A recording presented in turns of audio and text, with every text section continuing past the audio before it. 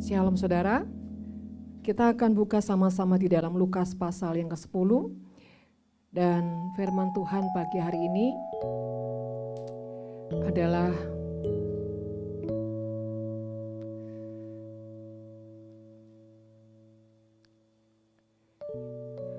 hati yang penuh dengan belas kasih. Saudara, betapa pentingnya arti belas kasih ya buat setiap kita anak-anak Tuhan. Kita akan buka di dalam Lukas pasal yang ke-10 ayat yang ke-25. Ya. Lukas 10 ayat 25. Demikian firman Tuhan. Pada suatu kali berdirilah seorang ahli Taurat untuk mencobai Yesus, katanya, "Guru, apa yang harus kuperbuat untuk memperoleh hidup yang kekal?" Jawab Yesus kepadanya, "Apa yang tertulis dalam hukum Taurat?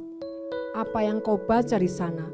Jawab orang itu, "Kasihilah Tuhan Allahmu dengan segenap hatimu dan dengan segenap jiwamu dan segenap kekuatanmu dan segenap akal budimu, dan kasihlah sesamamu manusia seperti dirimu sendiri." Kata Yesus kepadanya, "Jawabanmu itu benar. Berbuatlah demikian, maka engkau akan hidup." Tetapi untuk membenarkan dirinya, orang itu berkata kepada Yesus, "Dan siapakah sesamaku manusia?" Jawab Yesus, "Adalah seorang yang turun dari Yerusalem ke Yeriko. Ia jatuh ke tangan penyamun-penyamun yang bukan saja merampoknya habis-habisan, tetapi yang juga memukulnya, dan yang sesudah itu ia pergi meninggalkannya setengah mati. Kebetulan ada seorang imam turun melalui jalan itu. Ia melihat orang itu, tetapi ia melewatinya dari seberang jalan. Demikian juga seorang Lewi datang di tempat itu. Ketika ia melihat orang itu, ia melewatinya dari seberang jalan. Lalu datang seorang Samaria yang sedang dalam perjalanan ke tempat itu. Dan ketika ia melihat orang itu, tergeraklah hatinya oleh belas kasihan. Ia pergi kepadanya lalu membalut luka-lukanya sesudah ia menyiraminya dengan minyak dan anggur. Kemudian ia menaikkan orang itu ke atas keledai tunggangannya sendiri, lalu membawanya ke tempat penginapan dan merawatnya. Keesokan harinya ia menyerahkan 2 dinar kepada pemilik penginapan itu, katanya, "Bawalah dia, dan jikalau kau belanjakan lebih dari ini, aku akan menggantinya waktu aku kembali." Ya. Ayat 36, "Siapakah di antara ketiga orang ini menurut pendapatmu adalah sesama manusia dari orang yang jatuh ke tangan penyamun itu?" Jawab orang itu, "Orang yang telah menunjukkan belas kasihan kepadanya." Kata Yesus kepadanya, "Pergilah dan perbuatlah demikian." Bapak Ibu sekasih dalam nama Tuhan, ayat firman ini mungkin sudah sering kali kita dengar atau kita baca, saudara. Tapi seringkali saudara tidak menjadi perenang dalam hidup kita. Saudara, tentang belas kasih, ya, banyak orang yang rela ya melayani itu, saudara ya. Bahkan banyak orang yang rela mungkin berkorban di gereja. Ya. Banyak orang yang mungkin rela menabur, saudara. Dalam momen-momen tertentu, saudara. Apalagi sebentar bulan depan kita akan Natal. Ya, saudara. Tetapi saudara,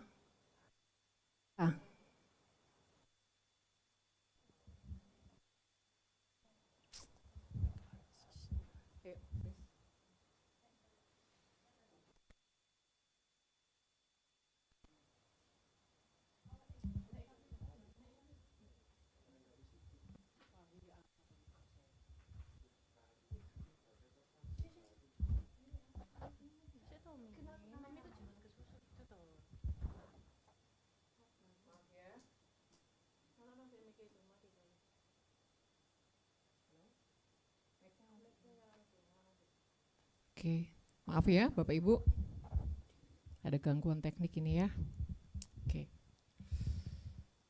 Oke, saudara kembali lagi.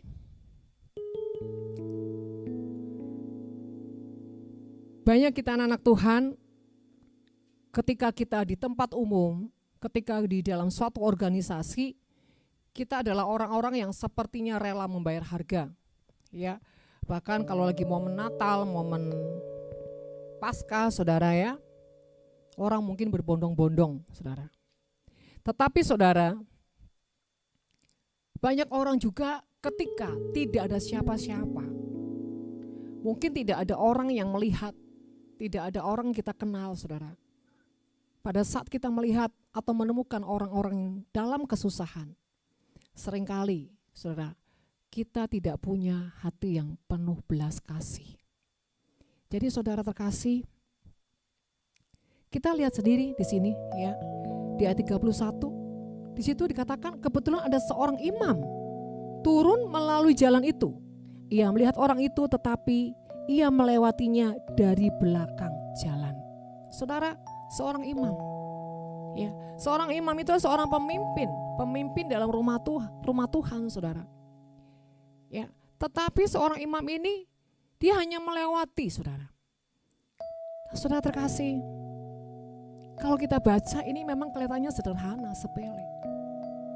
Saudara, mari kita sama-sama menggali lebih dalam lagi. Ya, saya minta saudara semua fokus ya, jangan sampai mencuri jangan sampai saudara izinkan benih-benih yang Tuhan tabur itu diculik oleh roh-roh jahat. Ya, kuasa-kuasa gelap supaya saudara tidak menikmati benih itu, saudara. Ya, mari kita fokus, saudara. Nah, saudara, bagaimana mungkin seorang imam ketika melihat orang sedang terkapar bahkan setengah mati, saudara ya, tetapi dia bukan menghampiri untuk menolong, tetapi di situ dikatakan ia hanya melewati dari seberang jalan. Artinya seberang jalan itu dia berusaha apa? Menghindari, saudara. Menghindari untuk apa? Menolong orang tersebut. Saudara, kita mau pelajari, imam adalah pemimpin, ya, pemimpin di dalam gereja Tuhan. Dan seorang imam juga bicara tentang pemimpin di dalam keluarga, saudara. Saudara, seorang imam itu adalah yang hidupnya, dunianya, setiap hari adalah Tuhan dan firman-Nya. Saudara, seorang imam itu pasti 100% kalau saudara, menurut saudara, standarnya Tuhan, seorang imam itu setiap hari hidupnya bergaul tuh dengan Tuhan dan firman. Jadi tidak akan keluar dari konteks itu, saudara. Entah lagi kalau sekarang imam zaman now ya, saya nggak ngerti, saudara ya. Saya nggak ngerti itu ya. Tapi kalau standar firman Tuhan, standar Tuhan, seorang imam, seorang pemimpin gereja, seorang pemimpin ibadah harus hidup setiap hari dengan Tuhan, bergaul dengan firman, dan hidupnya sendiri harus menjadi firman, saudara. Tapi kenyataannya di sini, saudara, imam itu hanya melewatinya dari seberang, berapa sengaja menjauh. Saudara, dari hal ini kita mau belajar tentang kedalaman hati seseorang. Isinya seperti apa? Ya, saudara, apalagi zaman dahulu, saudara, imam-imam semua harus pakai jubah. Jubah imam itu adalah bicara tentang kekudusan Tuhan. Bagaimana mungkin, saudara, hanya berpakaian kekudusan, tetapi hatinya penuh dengan segala kejahatan. Inilah topeng-topeng yang seringkali dibangun oleh pemimpin-pemimpin, ya, umat Tuhan. Bahkan pemimpin-pemimpin di dalam keluarga, karena imam bukan hanya bicara dalam gereja, tapi imam juga punya pengertian pemimpin di dalam keluarga, saudara. Ini seringkali mereka menggunakan topeng-topeng, saudara. Topeng-topeng rohani, topeng-topeng kekudusan, dan topeng-topeng kebenaran diri sendiri. Yang ujungnya hanya pencitraan. Tetapi bukan hati yang takut akan Tuhan. Saudara, berhati-hatilah dengan jubah yang kita pakai.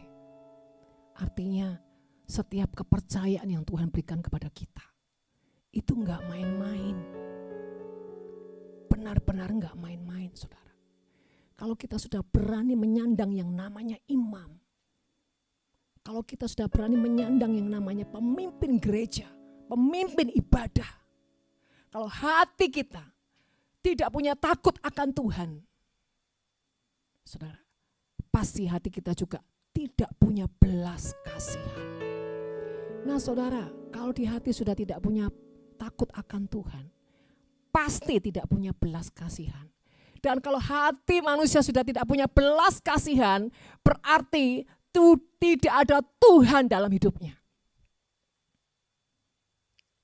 Saudara, saya berani menjamin, kalau orang yang tidak punya hati yang penuh belas kasihan, tidak ada Tuhan di hidupnya. Sekalipun banyak aktivitas gereja, bahkan pelayanan yang dia lakukan, bahkan korban yang besar-besaran di hadapan banyak orang, ujungnya Tuhan akan berkata, hanyalah engkau si pembuat kejahatan, aku tidak mengenal engkau. Karena apa saudara? Yang dia kerjakan hanya apa? Pencitraan. Yang dia hanya kerjakan hanya apa? Sebuah kehormatan. Tapi bukan hati yang takut akan Tuhan. Hati yang penuh dengan belas kasih. Saudara, kalau kita mau tahu siapa kita sebenarnya, pada saat tidak ada siapapun yang melihat kita, dan pada saat kita sedang mendapati orang-orang yang susah, kalau kita saudara tiba-tiba diingatkan seseorang yang lagi membutuhkan pertolongan, tapi sementara kita membekukan hati, kita tidak peduli, saudara.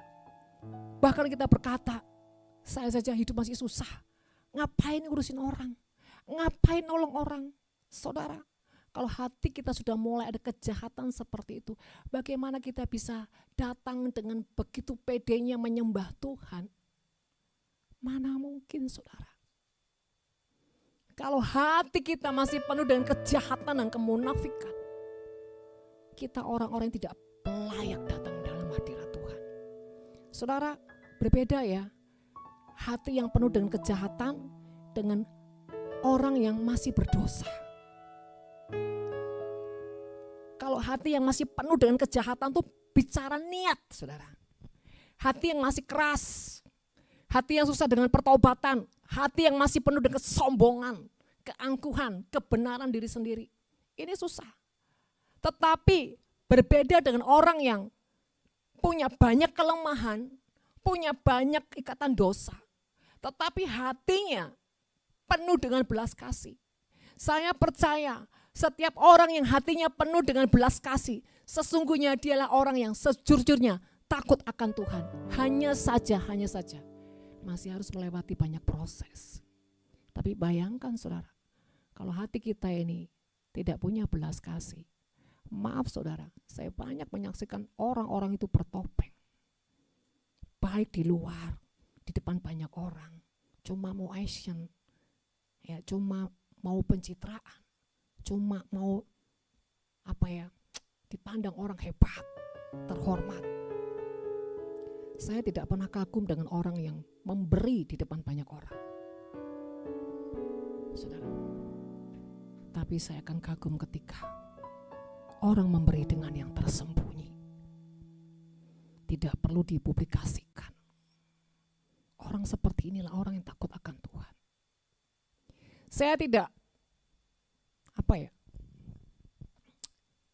tidak kagum dengan orang yang mungkin tangannya suka memberi kemana-kemana, tapi hatinya penuh dengan kejahatan, hatinya penuh dengan pemberontakan, hatinya penuh dengan kesombongan. Saudara, saya percaya orang yang hatinya takut akan Tuhan selalu bukan hanya penuh belas kasih, tapi juga punya kerendahan hati. Saudara, banyak orang saudara suka memberi, tapi bicara tentang belas kasih dan kerendahan hati ini susah saudara. Ya, banyak orang memberi tetapi punya motivasi. Banyak orang memberi saudara, tapi gak mau diatur, tapi ngatur saudara. Setiap orang yang memberi saudara, jarang sekali didapati memang dia tulus, dia rendah hati, dia takut Tuhan, dia punya belas kasih. Saudara terkasih, hidup ini yang terpenting adalah sikap hati. Kalau kita punya sikap hati yang takut akan Tuhan, yang rendah hati, yang penuh belas kasih, hidup kita ini akan berkenan, saudara. Ya, jadi saudara terkasih, kalau standar atau level imam saja tidak punya belas kasih, itu mengerikan sekali, saudara. Ya, imam yang selalu tiap hari bergaul dengan Tuhan, tapi hatinya nggak punya belas kasih. Jadi artinya, saudara, setiap jabatan atau status kita di dalam gereja itu tidak menjamin, saudara. Ya, bahkan di sini juga dikatakan demikian juga Lewi datang ke tempat itu. Ketika ia melihat orang itu, ia melewatinya dari belakang dari seberang jalan. Lewi, siapa Lewi, saudara? Lewi adalah orang-orang yang mengurus rumah Tuhan. Wow, parah saudara ini ya. Ini parah, tetapi sebetulnya ini semua gambaran yang realitas, saudara. Ini Alkitab sudah ribuan tahun, saudara.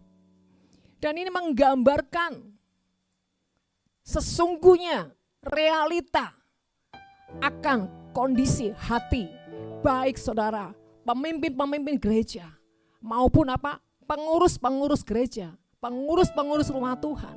Mereka yang punya jubah-jubah keimaman, jubah-jubah, ya, hamba-hamba Tuhan, hanya sifatnya status. Saudara, ini sangat mengerikan. Dan biarlah ini jangan terjadi. Jangan terjadi buat setiap kita. Saudara, jangan sampai kita ini orang yang setiap hari orang lihat kita rajin ke gereja, rajin ibadah. Bahkan kita dikenal orang seorang hamba Tuhan, pemimpin ibadah, pemimpin gereja, seorang diaken. Tapi hati kita ini masih penuh kejahatan, saudara. Hati kita gak punya belas kasih.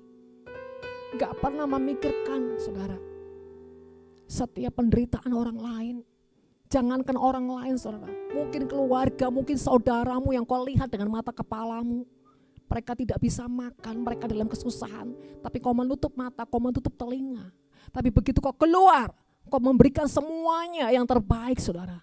Ini mengerikan sekali. Mari saudara, pagi hari ini buka setiap topeng-topeng, kedok-kedok yang ada menguasai hidup kita. Saudara terkasih, mari kita belajar, ya, menjadi orang-orang yang hidup dari dalam maupun di luar itu sama. Tidak ada kemunafikan, tidak ada kejahatan. Ya saudara, benar-benar ada pertobatan yang hatinya takut akan Tuhan. Kalau hati kita sudah penuh dengan kuasa kejahatan, roh jahat, saudara, Tuhan tidak akan pernah ada dalam hidupmu, saudara. Sebab itu saudara, jangan jadi orang yang kejam. Jangan jadi orang yang bengis. Ya, jangan jadi orang yang, maaf saudara, spiritnya tuh begitu dingin, saudara. Ya. Jadi saudara terkasih, mari kita lihat satu contoh yang luar biasa. Di sini dikatakan ada seorang Samaria. Saudara, Samaria itu siapa? Samaria adalah bangsa yang tidak masuk hitungan, bahkan bangsa yang kumuh, saudara. Tetapi lihat di sini, lalu datang seorang Samaria yang sedang dalam perjalanan ke tempat itu, dan ketika ia melihat orang itu, tergeraklah hatinya oleh belas kasihan.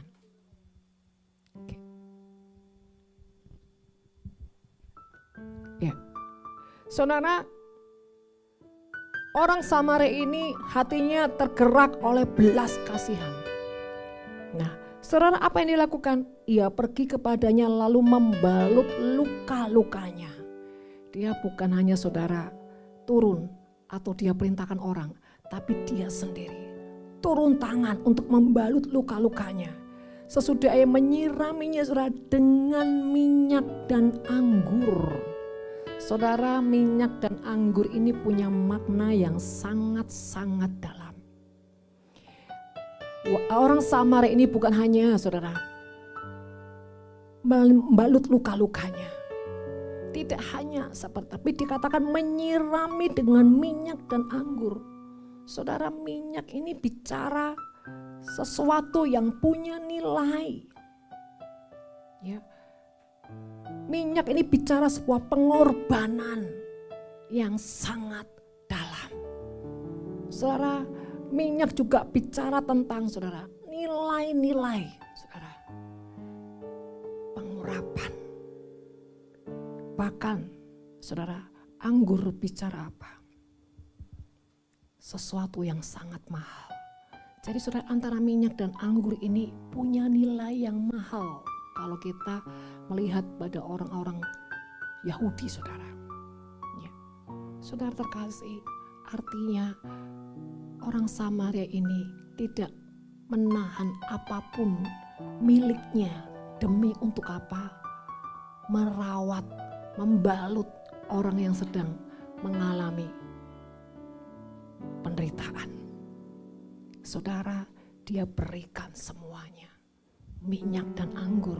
Saudara, mungkin saudara, kalau orang-orang yang tidak terlalu punya hati, ya udah dibalut, ya dibersihkan dengan air biasa. Gak perlu pakai minyak, gak perlu pakai anggur. Kenapa? Minyak dan anggur itu mahal. Saudara, ya minyak itu sesuatu yang prosesnya juga melalui pemerasan, saudara. Sehingga dia menjadi minyak, bahkan ada aroma-aroma keharuman, saudara. Ini bicara apa? Pengorbanan yang sangat dalam. Satu kerelaan yang sangat dalam. Kasih yang sangat dalam. Begitu juga dengan anggur. Ini bicara saudara, gelora. Pada saat dia menolongnya dengan sukacita. Dia tidak melakukannya dengan ya siapa lagi yang nolong ini, kasihan nih orang dengan ngomel, tidak saudara. Tapi dia menolongnya dengan sukacita. Wow, ini kasihan sekali, ini harus ditolong, harus begini. Dia menolong dan melakukannya dengan gairah. Ini anggur saudara. Berapa banyak kalau kita menolong orang tapi hati kita masih gerundel, masih marah, masih terpaksa saudara. Kita nggak tulus. Tapi lihat orang ini, dia mengeluarkan ya minyaknya, bicara pengorbanan yang begitu tulus. Saudara, dan dikatakan anggur, dia melakukannya dengan gelora. Artinya ketika dia meletakkan korban, dia melakukannya dengan sukacita. Dia tidak mikir gini, wah perjalanan saya terhambat, waduh saya nggak bisa begini, saya rugi berapa. Enggak saudara, dia lepaskan semua, diletakkan semua. Ini seperti wanita yang mengurapi kaki Tuhan, saudara. All out, saudara. Belum cukup sampai di situ, saudara. Dia membawa saudara ya, orang ini saudara, dan menaikkan orang itu keledai, di atas keledai. Artinya apa saudara? Dia rela menaikkan orang itu di atas keledai dan dia yang menuntun saudara. Dia yang menarik keledai itu saudara. Artinya apa? Dia rela berjalan berkilo-kilo mungkin saudara, mencari rumah penginapan. Kenapa dia juga enggak naik keledainya saudara? 2 orang. Kenapa dia berjalan? Bicara pengorbanan yang benar-benar totalitas, bukan cuma hartanya, duitnya, tapi hidupnya sendiri. Dia apa? Berikan passion. Saudara, ketika dia membawa ke suatu penginapan, ya, keesokan harinya ia menyerahkan 2 dinar kepada penginapan itu. Minta tolong mic-nya ditukar aja. Ya. Katanya, rawatlah dia dan jikalau kau beri lebih dari yang kau, ya oke. Sebentar ya. Ya kita lanjut. Ya selalu aja saudara ya. Kalau lagi mau bongkar-bongkar sesuatu ya yang jahat, selalu aja iblis itu ya. Nggak pernah diam dia. Oke, next, oke. Ya.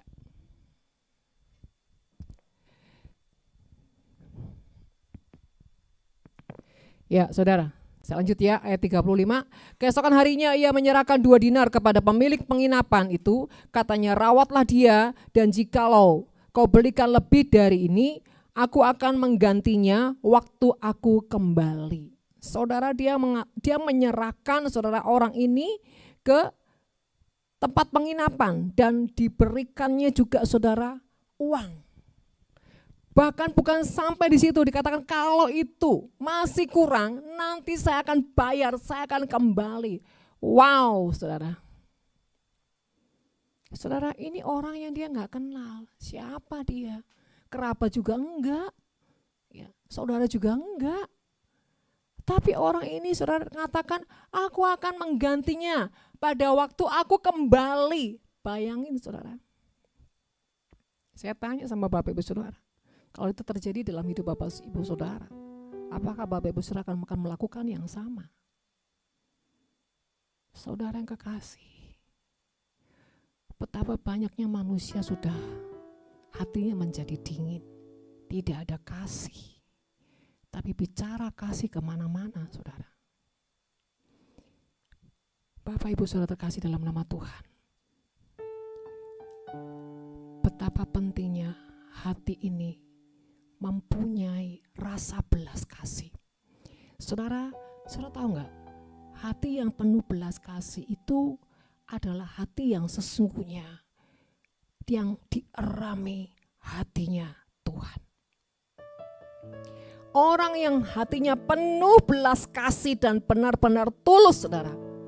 Karena ada sih orang juga yang suka punya belas kasih tapi temperamennya, karakternya mengerikan juga saudara ya. Sisi lain dia memberi, mengasihi, sisi lain dia seperti anjing menggonggong-gonggong saudara ya. Nah, saudara, tetapi orang yang benar-benar hatinya dipenuhi dengan belas kasih Tuhan, selalu harus ada apa? Yang namanya kerendahan hati, ketulusan dan kemurnian. Ya, banyak orang memberi tapi sifatnya, karakternya kayak bos saudara.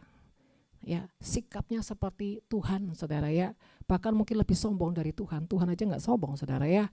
Nah, jadi kita belajar ini introspeksi diri.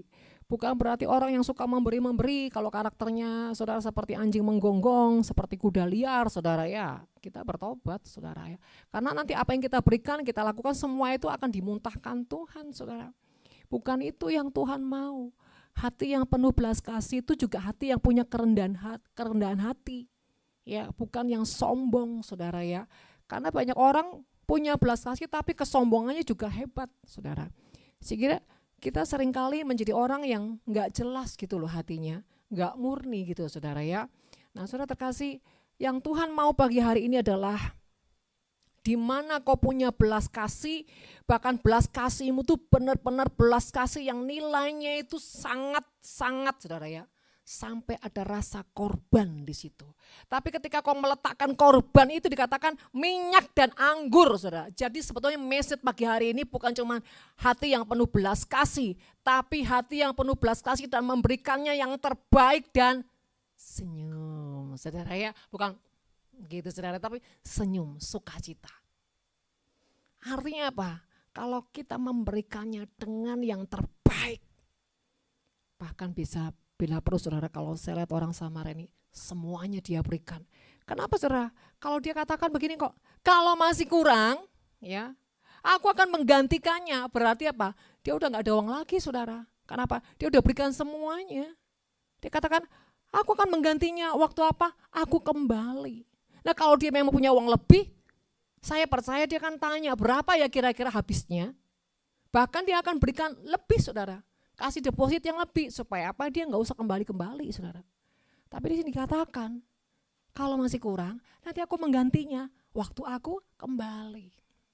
Artinya dia sudah berikan semuanya.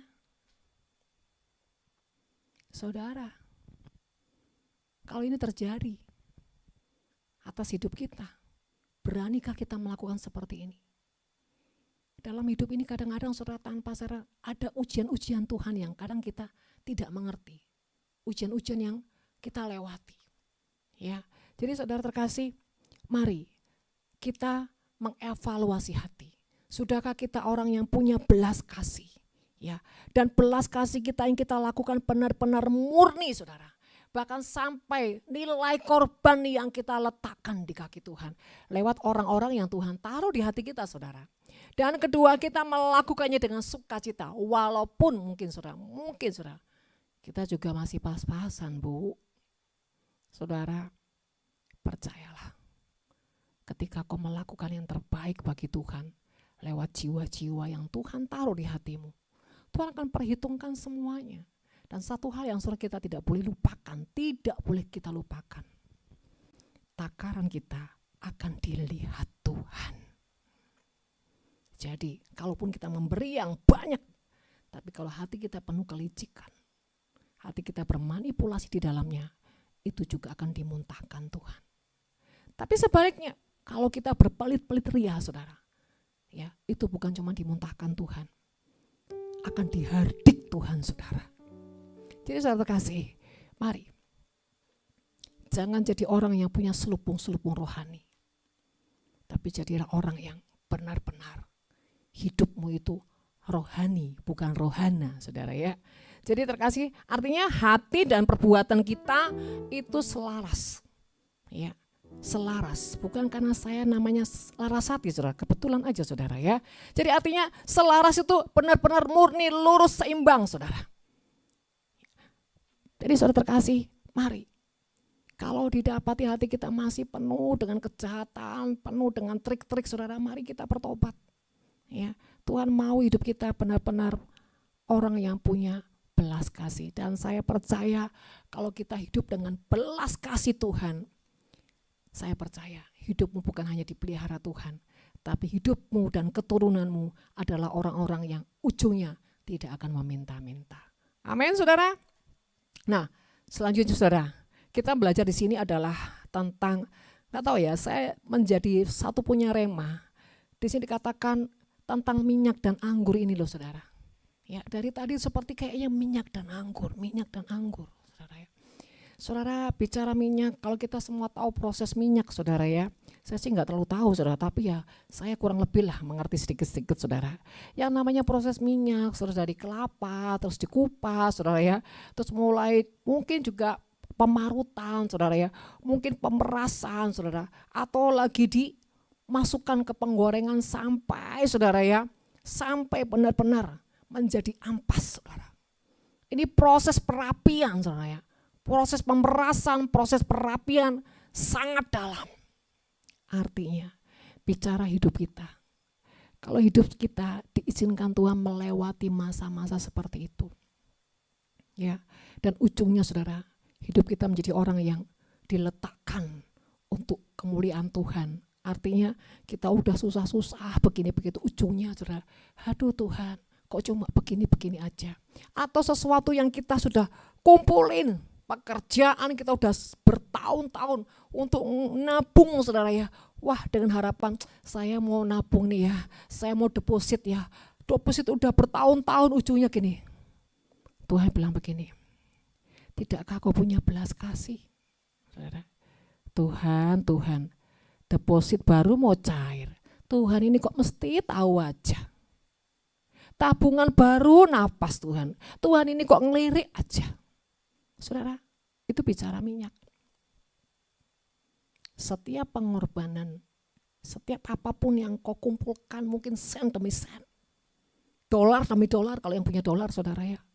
Tiba-tiba brak, waktu Tuhan datang, bum. Ya, Tuhan bilang gini, jangan kau nyanyi ku tak membawa apapun juga. Saudara, tiba-tiba Tuhan minta itu di situ. Atau Tuhan kadang-kadang lagi sentil, saudara, lewat kejadian orang, kasihan ya orang itu ya, masuk rumah sakit enggak punya biaya. Terus kita cuma gini, iya Tuhan, kasihan banget Tuhan, saya dukung di dalam doa. Tuhan bilang gini, capek deh.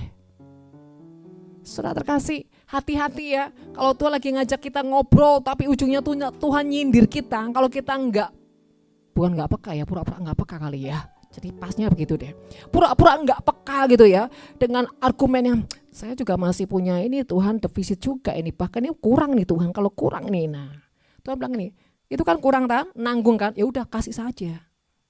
Itu saudara. Biasanya Tuhan begitu saudara. Saya pun begitu, Tuhan ini buat ini kurang, buat ini udah ambil buat Tuhan gitu saudara. Kenapa? Kalau itu buat Tuhan pasti ada bonusnya. Jadi seperti itu saudara.